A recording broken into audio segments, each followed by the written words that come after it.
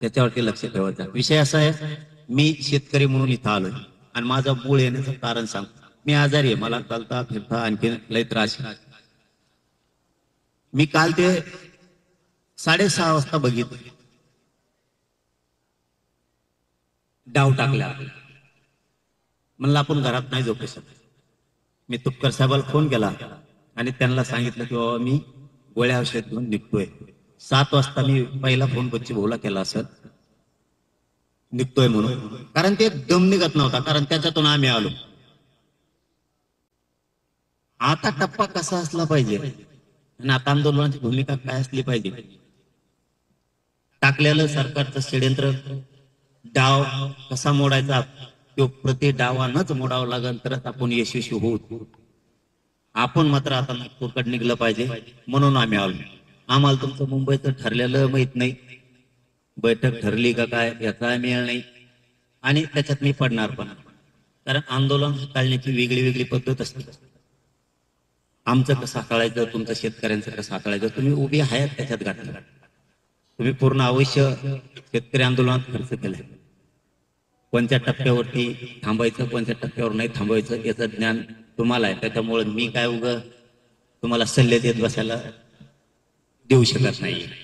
मी सांगायचं जा नका जाऊ. शेतकऱ्याच्या आंदोलनातला टप्पा मला माहित नाही, मी तो शिकतोय. मी मागाही सांगितलं की 2 तारखेला बैठक लावली, त्यांच्या सगळ्याच्या संमतीनं मी अंतरावलीला रद्द करून टाकली. म्हणलं 2 शेतकऱ्यात गट दिसता कामा नाही. त्याला काय अर्थ आहे लढायचं शेतकऱ्यासाठी, गटाचं फटाचं काय करायचं.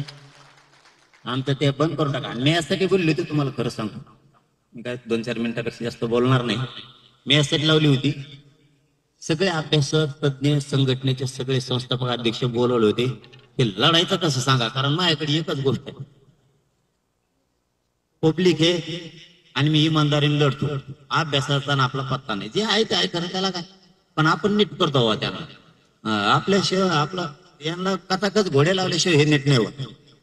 नाही तर न्याय नाही ना फी नाही ना काही नाही, असंच या असेच जा, अशा स्वरूपाचे येते.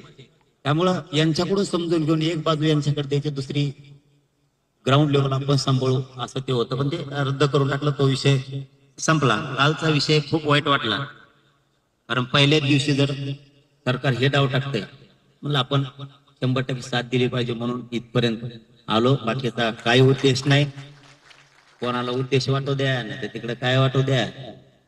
आम्ही आहेत म्हणल्यावर आहेत, बच्चे बोला चांगला माहिती आहे, आहेत म्हणलं की आहेतच ना. पण आता ते मुंबई फिंबायचं काय मी सांगत नाही. ते मला आता बोलता बोलता म्हणले तुम्ही चला मुंबईला, म्हणले आपण नसतात त्यांच्या तिकडे. त्यांच्याकडे काय, त्यांना का रोग आला का इकडे, त्यांच्या पायामुळे का डिझेल लागत आहे का राकेल लागत आहे त्यांना का काही टाकायला पैसे नाहीत. सगळं आमचंच गाबळ आणलंय ते आता बोलतो, सगळ्या गोष्टी आहेत ना त्यांचं. पण ते त्या निर्णयात मी पडणार नाही, मी वितुष्ट आणणारा पोरगा नाही. तुमचं जसं ठरलंय त्या पद्धतीनं तुमचं युवा. पण आता आम्ही जाऊ द्या, पण नाही सांग. चलो धन्यवाद, तुम्हाला सगळ्यांना शुभेच्छा. ताकदीनं लावून धरा. राज्यातल्या शेतकऱ्यांना न्याय घेण्याची ही पहिली वेळ. हे मी पहिल्यांदाच बघितलं की सगळ्या शेतकरी संघटनेचे बादर एका जागेवर आले. असं एकत्र आल्याच्या नंतर न्याय मिळाला काही वेळ लागेल, काही लागेल. कारण हे जे चित्र राज्याने बघितलं ना, ते 10-15 जण असे गोल बसलेले, तिथं त्यांची जिरली. कारण हे एकमेकात बसत नाहीत, कोपर खेळायला असते पहिले. का ते मतभेद मनभेद सगळ्यातच असते. ते येऊ नको पुढे येऊ, तेवढे पुढे जाईन का काय, पुढे जाऊ दे, पण शेतकऱ्याचा न्याय मिळेल ना, हे कवा बघतो. आपल्या ते ऐकलंय थोडी आता मानपानाच्या फोटोच्या मीडियात मीच पाहिजे. दिवस कस काय बोलला व एकटाच, मला बोलायला दिलं नाही, माईकच माझ्या टायमाला बंद कस काय पडला. बंद पडत तिकडे डोंगर करून भाषण कर. आपल्यात नाही खोडी मोडल्या पाहिजे. एक जण करते ना, बळ द्यायचं मोकळं व्हायचं. पदरात शेतकऱ्याच्या पडून एवढं स्वप्न बघायचं. आपण ते मानपानापासून सुद्धा सगळ्यांनी लांब जा. मला वाटतं गेले सगळे शेतकरी संघटने खरंच त्यांचं कौतुक करायला पाहिजे की ते सगळे मानपान सोडून, त्यांचे पद प्रतिष्ठा सोडून एका जागेवरती सगळे उभा राहिलेत. नक्की यशस्वी करा, आम्ही आहेत.